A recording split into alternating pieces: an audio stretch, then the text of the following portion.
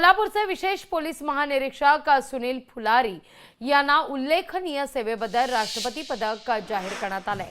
76व्या प्रजासत्ताक दिनाच्या निमित्तानं हा पुरस्कार जाहीर करण्यात आलाय।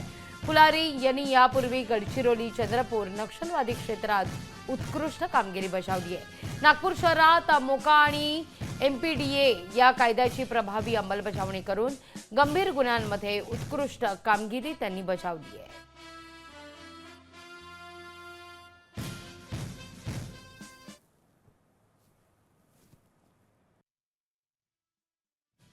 जे illegal medical termination of pregnancy करतात आणि PCPNDT ॲक्ट याच्याबद्दल ज्याचं उल्लंघन होतं याची एक समिती आहे। त्याच्यामध्ये जिल्हा आरोग्य अधिकारी, सिव्हिल सर्जन, कलेक्टर, SP सगळे असतात आणि या तांत्रिक कायदा बेसिकली याच्यात परीक्षणाचे, निरीक्षणाचे अधिकार संबंधित हेल्थ ऑफिसर्सला आहेत, त्या समितीच्या लोकांना आहेत।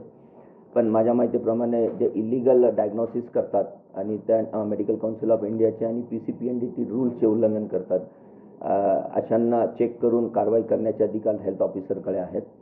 2 गुन्हे आता दाखल झालेले आहेत, जे मोबाईलमध्ये इलिगल त्या मशीन्स घेऊन फिरतात आणि त्याचं कोणतं रजिस्ट्रेशन नसतं। लोकशाही मराठी ऐका, पहा, जागरूक रहा।